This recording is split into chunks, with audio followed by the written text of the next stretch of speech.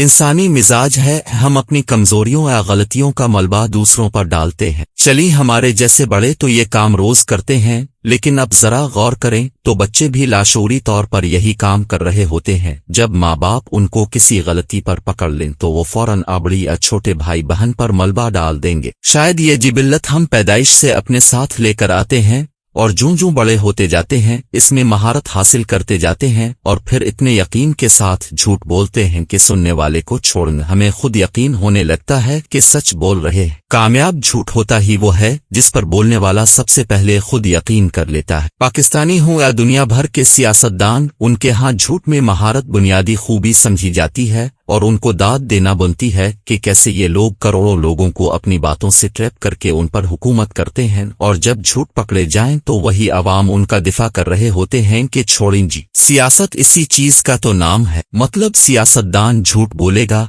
और हम अवाम इस झूठ पर ईमान ले आएंगे तो उसे सियासत कहा जाएगा। अब इससे बेहतर डील और किया किसी लीडर को मिल सकती है कि वो रिश्कर झूठ बोले और सब बातों को महज सियासी बयान कहकर मकर जाए। लीडर ये काम इसलिए करते हैं क्योंकि अक्सर अवाम खुद रोजाना झूठ बोल रहे होते हैं। हम अक्सर आदत की वजह से झूठ बोलते हैं, हालांकि कोई मजबूरी नहीं होती। हम रिपोर्टर्स और सहाफियों का मसला है कि हम हुक्मरानों को इतने करीब से देख चुके होते हैं कि उनका हम पर कोई रोब दबदबा नहीं रहता कि वो जो झूठ बोलते रहें अब आगे से चुप सुनते रहें कि चुल्लू यार छोड़ो क्या कहना। लेकिन अवाम का वही हाल होता है कि दौर के ढोल सुहाने, लिहाजा वो उनकी चर्ब जबानियों और झूठे वादों में फंस जाते हैं। इसका नतीजा ये निकला है कि अब किसी लीडर को कोई डर नहीं है, ना अपने झूठ बोलने पर कोई शर्मिंदगी होती है, ना स्कैंडल्स में पकड़े जाने पर। उन्हें पता है कि उनके हामी हर कीमत पर उनका दिफा करेंगे। ये भी हमारा मिजाज है कि हम जिन लोगों को पसंद करते हैं उनके बारे हमें लाख बुरी बातें बताई जाएं, हम पर वो असर नहीं करती। एक जगह इंसानी नफ्सियात बारे पढ़ा था कि जिनसे आपको उल्फता मोहब्बत हो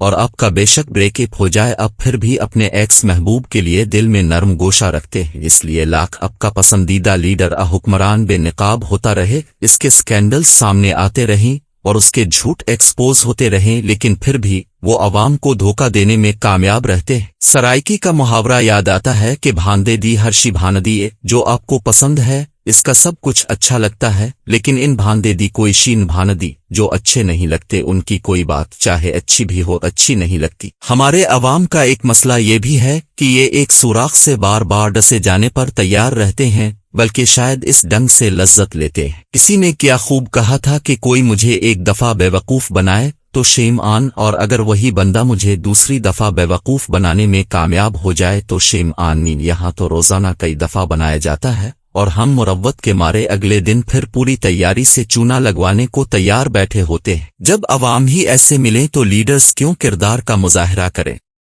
ये सब बातें मुझे इमरान खान की लाहौर में सहाफियों से की गई बातों से याद आ रही हैं। फरमाते हैं कि वो कमजोर वजीर आजम थे और उनकी पावर्स कोई और इस्तेमाल कर रहा था। अगर आप इस मुल्क की सियासत में दिलचस्पी रखते हैं और बरसों से सियासत पर गहरी नजर रखे हुए हैं तो ये बात आपके लिए हरगिज नई नहीं होनी चाहिए और ना इस बात पर आप हैरान होंगे। आपको लगेगा ये बात आप हर 3-4 साल बाद हर वजीर आजम से सुनते हैं जब वो साबिक हो जाता है। बेनजीर भुट्टो, नवाज शरीफ और इमरान खान में यही बात मुश्तरक निकली है कि हम सब बेबस थे, कोई और लोग ताकत इस्तेमाल कर रहे थे। एक वजीर आजम भी ऐसा नहीं मिलेगा जो कभी एतराफ करे कि वो नाकाम रहा, वो खुद कुछ नहीं कर सका, इसमें सलाहियत न थी कि वो मुल्क की बागें अपने हाथ में रखता और सब अहम फैसले खुद करता, ना कि वजीर आजम हाउस से निकलकर मजलूमियत का रोना शुरू कर देता और अवाम में हमदर्दियां समेटने की कामयाब कोशिश करे। अब सवाल ये है कि अवाम क्या कर सकते हैं। वो आपको वोट देकर पार्लियामेंट पहुंचा सकते हैं, वजीर आजम बनवा सकते हैं, लेकिन वजीर आजम बनकर हुक्मरानी कराना तो अवाम के बस में नहीं है। मुझे अंग्रेजी फिल्म ब्रेवहार्ट का डायलॉग याद आता है